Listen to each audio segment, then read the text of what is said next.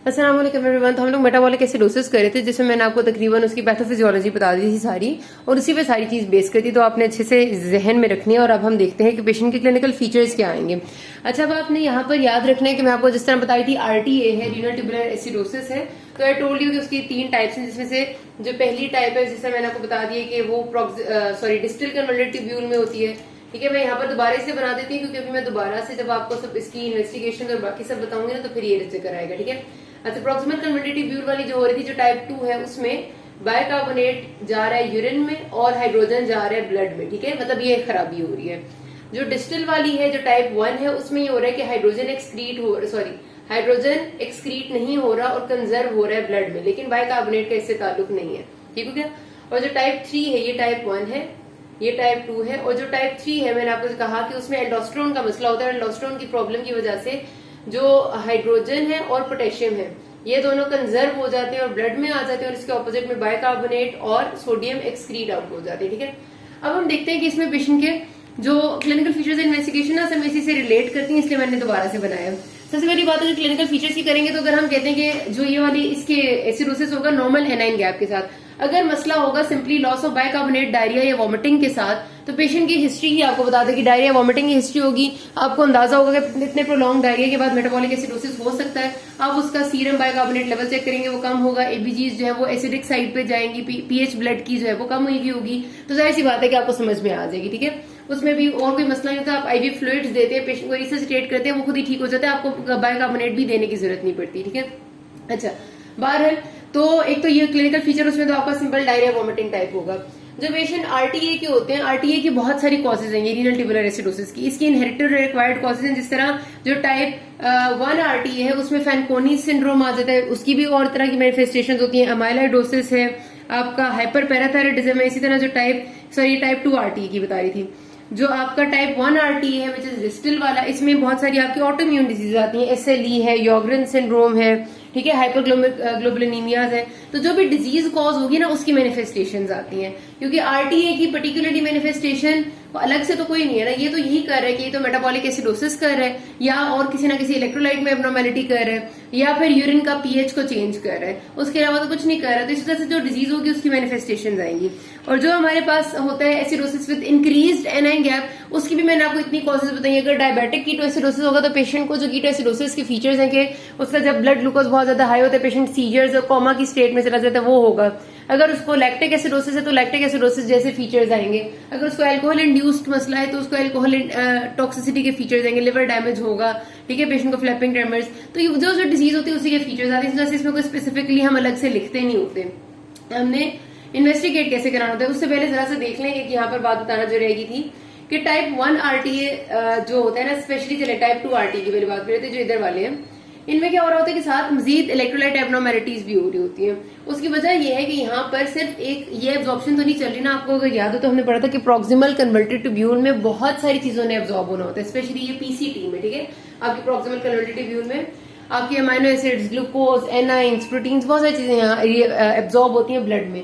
जब ये एक मसला होता है ना रीनल ट्यूबुलर एसिडोसिस का, हाइड्रोजन एब्जॉर्ब हो रहा है अब और बाइकार्बोनेट निकल रहा है, तो इससे बाकी सारों के एब्जॉर्प्शन पे भी फर्क पड़ता है, और तकरीबन सभी की एब्जॉर्प्शन खराब हो रही होती है। आपके ग्लूकोज, अमाइनो एसिड्स, आपका जो बाकी पोटेशियम है, वो सब लूज हो रहे होते हैं इसमें। ठीक है, और जो डिस्टल वाला है, जो टाइप 1 है, इसमें भी यही मसला है, लेकिन यहाँ पर आपके अमाइनो एसिड्स और ग्लूकोज वगैरह के एब्जॉर्प्शन में इतना फर्क नहीं पड़ता, क्योंकि वो मेनली PCT में नहीं एब्जॉर्ब होते, लेकिन यहाँ पोटेशियम के एब्जॉर्प्शन में फर्क पड़ता है। और क्योंकि हाइड्रोजन कंजर्व हो रहा होता है, तो पोटेशियम लूज हो रहा होता है। तो ये कंडीशन भी हाइपोकेलीमिया के साथ एसोसिएटेड है। इसमें भी पोटेशियम लूज हो रहा होता है साथ बाइकार्बोनेट के, और इसमें भी पोटेशियम लूज हो रहा होता है, क्योंकि हाइड्रोजन कंजर्व हो रहा है, तो उसको कॉम्पेंसेट करने के लिए। सिर्फ ये वाली एक ऐसी कंडीशन है क्योंकि इसमें एल्डोस्टेरोन का एक्शन है, ये नॉर्मल वो बाकी तरह से नहीं है, तो इसलिए इसमें हाइड्रोजन और पोटेशियम दोनों ही कंजर्व हो रहे होते हैं, और इसमें हाइपरकेलीमिया होता है। तो ये बात तो आपको बड़े आराम से डिफ्रेंशिएट कर देती है कि टाइप 3 को टाइप 1 और 2 से। अगर हाइपरकेलीमिया होगा तो टाइप 3 होगी, और हाइपोकेलीमिया होगा तो टाइप 1 या 2 है। अच्छा, इन्वेस्टिगेशन करानी क्या, पहले ये देख लेते हैं, फिर मैं आपको मजीद आगे बताती हूँ। पहले देख लेते हैं कि अगर हमारे पास नॉर्मल एनाइन गैप वाले एसिडोसिस है, पहले हमें पता कैसे चलेगा। एक तो जाहिर है, देखिए पेशेंट की कोई ना कोई हिस्ट्री भी तो होगी ना। जो इंक्रीज्ड एनाइन गैप वाले हैं ना, सारे के सारे, जिनमें diabetic ketoacidosis, lactic acidosis, alcohol है, स्टारवेशन है, मैल नरिशमेंट है, उनकी हिस्ट्री बिल्कुल अलग सी है। तो इस वजह से उनको डायग्नोस करना इतना ज्यादा मुश्किल नहीं होता क्योंकि उनमें एक बड़ी पर्टिकुलर सी हिस्ट्री होती है। और सिंपल सी बात होती है कि जब आप चेक करते हैं, क्योंकि उसमें एनाइन गैप हमने इंक्रीज कहा है, एनाइन गैप हमें पता कैसे चलेगा, हम सीरम इलेक्ट्रोलाइट्स चेक करेंगे, इलेक्ट्रोलाइट्स चेक करेंगे तो उसमें सोडियम और पोटेशियम वगैरह का लेवल तो उतना ही होगा, लेकिन उसमें हमारे बाइकार्बोनेट और क्लोराइड के लेवल डिक्रीज होंगे, ठीक है, दोनों ही थोड़े थोड़े से, जिसका मतलब है कि एनाइन गैप बढ़ चुका है। तो उससे हमें मजीद पता चल जाएगा। हम एबीजीज कराते हैं, एबीजीज में हम specifically pH of the blood देखते हैं, पीएच डिक्रीज होती है। तो ये मैं भी आपको बता रही हूँ कि जो इंक्रीज्ड एनाइन गैप वाले हैं उनको डायग्नोस करना इतना मुश्किल नहीं होता। फिर हमें हिस्ट्री के हिसाब से हम टेस्ट कराते हैं, जीएफआर इनमें कम हो चुका होता है नॉर्मली, ये इंक्रीज्ड एनाइन गैप वालों में। ब्लड और यूरिनरी कीटोन्स कराएंगे, अगर हमें कीटोएसिडोसिस सस्पेक्टेड है तो ब्लड में भी ज्यादा आएंगी कीटोन बॉडीज और यूरिन में भी ज्यादा आएंगी। फिर अब कीटोन मैंने अभी आपको बताया था कि कीटोएसिडोसिस डायबिटिक कीटोएसिडोसिस भी हो सकता है, स्टारवेशन भी हो सकता है और एल्कोहलिक भी हो सकते हैं। तो डायबिटिक कीटोएसिडोसिस को कंफर्म करने के लिए आप ब्लड ग्लूकोज कराते हैं जो कि बहुत ज्यादा 500 से ज्यादा आती है, ठीक है। अगर वो स्टारवेशन कीटोएसिडोसिस है तो पेशेंट की शक्ल भी आपको बता रही होगी कि वो बहुत ज्यादा मैलनरिश होगा और आपको ब्लड ग्लूकोज लेवल बहुत ज्यादा कम मिलेगा। जाहिर स्टारवेशन में तो ब्लड ग्लूकोज कम ही होते हैं। एल्कोहल इंड्यूस्ड होगा तो उसमें भी आपको बहुत ज्यादा ब्लड ग्लूकोज कम मिलेगा। और आप जब सीरम का जो अल्कोहल के बाद एसिटाल्डिहाइड होता है ना, एसिटाल्डिहाइड टेस्ट कराएंगे तो वो आपको बहुत रेज्ड मिलेगा, ठीक है। तो अल्कोहल इस तरह पता चल जाएगा। अगर आपको लैक्टिक एसिडोसिस का लग रहा है तो ब्लड लैक्टेट करा रहे हैं, वो ज्यादा मिलेगा तो लैक्टिक एसिडोसिस हो जाएगा। तो इसलिए इसकी डायग्नोसिस इतना मुश्किल नहीं होता। जो आता है आपका नॉर्मल एनाइन गैप वाला, ठीक है, उसमें एक तो अगर आपकी डायरिया वॉमिटिंग की हिस्ट्री है तो आपको पता चलेगा कि बाइकार्बोनेट लूज हो रहा होगा, आपने सिंपल एबीजीज कराई, पीएच कम है, आपने इलेक्ट्रोलाइट्स कराए, एनाइन गैप नॉर्मल है, लेकिन आपने अलग से बाइकार्बोनेट का लेवल जो देखा तो बाइकार्बोनेट कम हुआ था, क्लोराइड ज्यादा हुआ था, ठीक है। एनाइन गैप तो नॉर्मल रहते हैं ना, लेकिन बाइकार्बोनेट कम होता है, क्लोराइड ज्यादा होता है, आपको पता चल गया हाइपरक्लोरीमिक मेटाबॉलिक एसिडोसिस है ड्यू टू सिवियर वॉमिटिंग, कहानी खत्म होगी। लेकिन जब आपको पता चल रहा है कि आप सस्पेक्ट कर रहे हैं कि आरटीए है, वो आप कब सस्पेक्ट करेंगे, आप तब करेंगे जब आपका ब्लड का पीएच कम हुआ होगा, आपने इलेक्ट्रोलाइट्स कराएंगे तो हाइपरक्लोरीमिया होगा, बाइकार्बोनेट कम होगा, ठीक है। पीएच कम है यानी कि एसिडिक है, इसका मतलब है मेटाबॉलिक एसिडोसिस है, ठीक है। उसके साथ आपने इलेक्ट्रोलाइट्स कराए तो बाइकार्बोनेट कम है, क्लोराइड ज्यादा है, इसका मतलब है कि हमारे पास नॉर्मल एनाइन गैप के साथ है।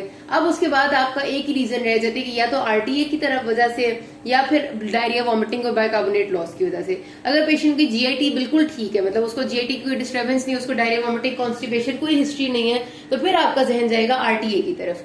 आरटीए की तरफ जब आपका जहन जाएगा, क्योंकि ये वाली जो इनऑर्गेनिक एसिड्स वाली अगर इंजेक्शन होती है ना तो जाहिर इसकी हिस्ट्री होती है, पेशेंट ने कोई तेजाब पिया होता है, कोई चीज खाई होती है तो हिस्ट्री आपको बता देती है। तो फिर आपके पास हिस्ट्री नहीं है तो इसका मतलब है आरटीए है।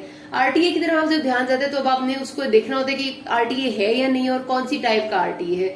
उसके लिए क्या करेंगे, सबसे पहले ये देखने के लिए कि आरटीए है भी या नहीं, आप यूरिन के पीएच को चेक कर ले, ठीक है। यूरिन का पीएच मैंने आपको बताया कि जो हमारा टाइप 1 आरटीए है, इसमें नजर आ रहा है कि देखिए बाइकार्बोनेट यूरिन में एक्सक्रीट आउट हो रहा है, बाइकार्बोनेट यूरिन में एक्सक्रीट आउट होते हैं तो इनिशियल स्टेजेस में यूरिन का पीएच 5.5 से ज्यादा हो जाता है, ठीक है, काफी ज्यादा हो जाता है यूरिन का पीएच 5.5 से, क्योंकि बाइकार्बोनेट निकल रहे हैं। लेकिन आपको पता है कि यहाँ वाला मैकेनिज्म अगर खराब है तो इधर वाला मैकेनिज्म ठीक होता है। इधर वाला मैकेनिज्म ठीक होने की वजह से जब ये बाइकार्बोनेट यूरिन में बहुत ज्यादा होता है और ये चलता चलता यहाँ पर पहुंचता है तो बॉडी इस बाइकार्बोनेट को देखते के रिजल्ट में हाइड्रोजन को बहुत ज्यादा अमाउंट में यूरिन में एक्सक्रीट आउट कर देती है, ठीक है। यहाँ वाला मैकेनिज्म तो ठीक है ना, इस वाले टाइप 2 आरटीए की बात कर रही हूँ, उसमें यहाँ से बाइकार्बोनेट लूज हो रहा है, हाइड्रोजन कंजर्व हो रहा है, लेकिन यहाँ पर जब वही यूरिन आपका चलता चलता आएगा तो क्या होगा कि हाइड्रोजन जितना था वो सारा लूज हो जाएगा ताकि यूरिन के पीएच को नॉर्मलाइज कर सके। इसलिए अर्ली स्टेजेस ऑफ टाइप 2 जो आरटीए होता है उसमें यूरिन का पहले पीएच बढ़ जाती है अर्ली स्टेजेस में जब बाइकार्बोनेट लूज हो रहा होता है, लेकिन लेटर स्टेजेस में इधर से थोड़ी सी कॉम्पेंसेशन होती है तो उसकी पीएच नॉर्मल की तरफ या लो की तरफ आ जाती है, ठीक है। तो ये आपने जहन में रखनी है एक बात। अगर टाइप 1 होगा तो टाइप 1 में तो सीधी सीधी सी बात है कि हाइड्रोजन निकल ही नहीं रहा, हाइड्रोजन जब निकलेगा ही नहीं यूरिन में तो, और बाइकार्बोनेट भी नहीं निकल रहा तो यूरिन की पीएच पे थोड़ी सी एसिडिक ही होती है लेकिन ज्यादा फर्क नहीं पड़ता। और ये वाला जो होता है आपका, इसमें क्योंकि बाइकार्बोनेट निकल रहा होता है तो इसमें यूरिन की पीएच हमेशा ज्यादा ही होती है, इसमें कोई कॉम्पेंसेशन नहीं होती, क्योंकि यहाँ पर आकर बिल्कुल एंड पे आकर हाइड्रोजन सारा कंजर्व हो गया, बाइकार्बोनेट सारा लूज हो गया। जब ये हो जाएगा इसके बाद कोई कॉम्पेंसेटरी होने का चांस नहीं है तो इसमें हमेशा यूरिन की pH will be more than 5.5। अब आपको क्या मिला, सपोज आपने पहले वाला आपको मिल गया कि एसिडोसिस है ब्लड में, जिस तरह मैंने आपको बताया एसिडोसिस एनवायरमेंट है, यूरिन का पीएच आपको मिल गया ज्यादा, यूरिन का पीएच आपको ज्यादा मिल गया, इसका मतलब आपको लग रहा है कि अब आरटीए हो सकता है क्योंकि ब्लड में एसिडिक एनवायरमेंट है लेकिन यूरिन में पीएच ज्यादा है, बाइकार्बोनेट ज्यादा है। अब आपको क्या हो सकता है, या तो टाइप 2 हो सकता है ये वाला, या ये वाला हो सकता है। टाइप 1 में बाइकार्बोनेट हमेशा कम ही होता है यूरिन में, ज्यादा नहीं होता। तो आपने इसमें और इसमें डिफरेंशिएट करना है। So simple. आप सिंपली पोटेशियम का लेवल चेक करें। अगर आपका सीरम पोटेशियम लेवल की बात करें, अगर आपका सीरम पोटेशियम लेवल कम है, हाइपोकेलीमिया है। हाइपोकेलीमिया का मतलब है कि टाइप 2 आरटीए चल रहा है, क्योंकि मैंने आपको बताया था कि इसमें पोटेशियम लूज हो रहा होता है यूरिन में और सीरम में कम हो जाता है। अगर सीरम में पोटेशियम ज्यादा है तो इसका मतलब है टाइप 3 आरटीए है, जिसका मतलब है कि पोटेशियम और हाइड्रोजन दोनों कंजर्व हो रही है। ठीक है, यूरिन का पीएच आपको मिल गया था 5.5 से ज्यादा, या बेसिक पीएच आपको पता चल गया, आपने पोटेशियम करा लिया और पोटेशियम ने आपको कंफर्म कर दिया कि टाइप 2 है या टाइप 3 है। अब दूसरी कंडीशन है कि आपको ब्लड में भी एसिडिक एनवायरनमेंट मिली, आपने यूरिन का पीएच कराया, यूरिन में भी आपको लेस देन 5.5 यानी एसिडिक एनवायरनमेंट मिल गई।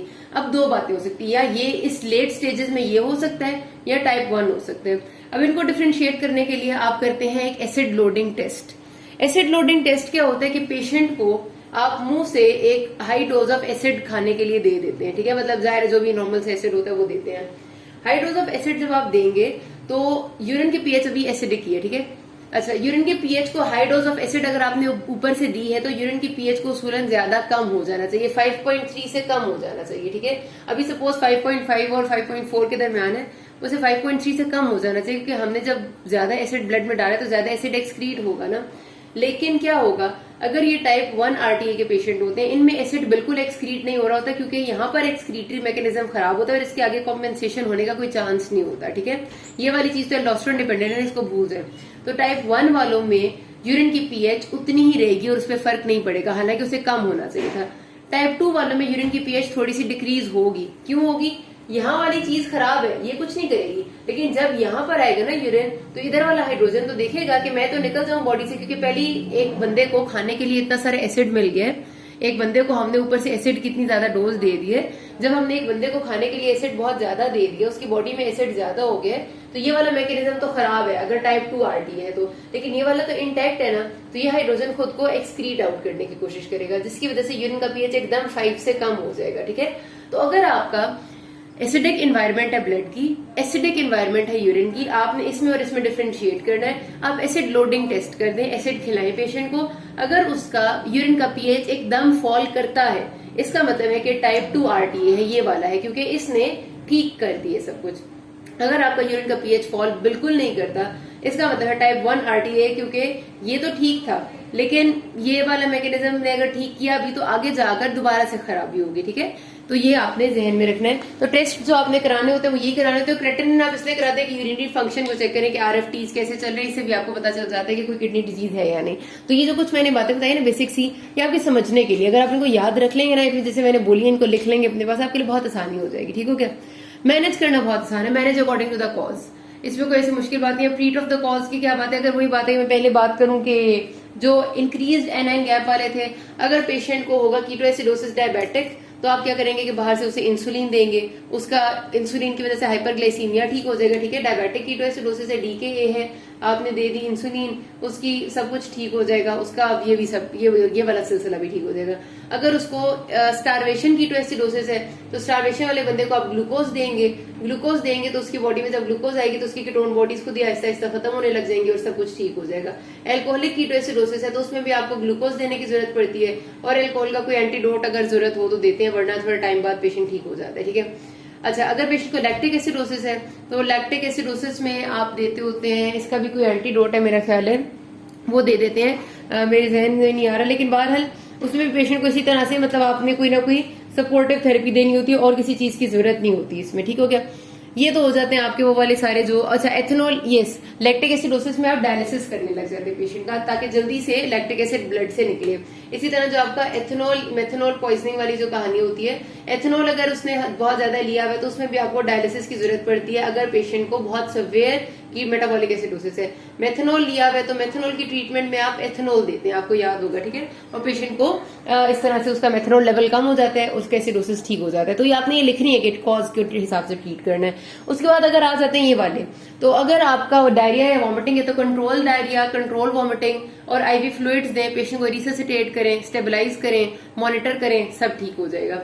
आरटीए है तो आरटीए के पेशेंट्स, अच्छा ये जो डायरिया वॉमिटिंग के पेशेंट्स होंगे इनको आपने साथ वो भी जरूर देनी है कि आप आईवी मैग्नीशियम पोटेशियम देंगे, क्योंकि इनमें जाहिर है वॉमिटिंग और डायरिया भी हो रहा है और फिर मेटाबॉलिक एसिडोसिस भी, तो मैग्नीशियम और पोटेशियम के लेवल काफी कम हो चुके होते हैं, तो सप्लीमेंट्री पोटेशियम और मैग्नीशियम देना पड़ता है इनको, ठीक हो गया जी, ये वाले होते हैं। उसके साथ आपने, अब आपके पास आ जाता है आरटीए। आरटीए के पेशेंट वो वाहिद पेशेंट है जिसको आपको बाकायदा बाइकार्बोनेट देना पड़ता है, पोटेशियम बाइकार्बोनेट या सोडियम बाइकार्बोनेट। बाकी अभी तक मैंने नहीं कहा आपको कि बाइकार्बोनेट देना है, इनको आप देते हैं पोटेशियम बाइकार्बोनेट या सोडियम बाइकार्बोनेट इनिशियली के वो ठीक हो उनकी कंडीशन, और उसके बाद फिर बात वही होती है कि लॉन्ग टर्म में आपको उनके कॉज को ही ट्रीट करना है कि आरटीए किस वजह से हुआ है, जैसे एसएलई की वजह से होता है, योग्रेन सिंड्रोम की वजह से होता है, फैनकोनी सिंड्रोम की वजह से होता है, तो आप कॉज को ट्रीट करेंगे तो खुद ही ठीक हो जाएगा। तो ये आपका सारा का सारा सिलसिला है। अच्छा एक बात ध्यान में रखने की, हमेशा जो टाइप 1 और टाइप 2 है, क्योंकि इनमें हाइपोकैलीमिया हो रहा होता है टाइप 1 और टाइप 2 में, तो आपने पोटेशियम सप्लीमेंटेशन लाजमी देनी होती है इनको। लेकिन टाइप 3 में आपने लाजमी पोटेशियम को निकलवाने वाला कोई हिसाब बॉडी से करना होता है, क्योंकि इनमें पोटेशियम ज्यादा होता है ब्लड में, ठीक है। तो ये ना हो कि आप एसिडोसिस को तो ठीक करें लेकिन आप पोटेशियम को भूल जाएं। तो टाइप 3 अगर है एल्डोस्टेरोन वाला, तो आपने साथ कोई ना कोई डायरेटिक देना जो पोटेशियम को लूज कराए, जिसमें थायराइड डायरेटिक्स है, लूप डायरेटिक्स है, ये आप दे देंगे साथ ताकि पोटेशियम लूज हो। और इसमें आपने पोटेशियम सप्लीमेंट देना ताकि पोटेशियम कंजर्व हो। तो यहाँ पर बात खत्म करते हैं, किसी कोई मसला हो कि नास में। Thank you.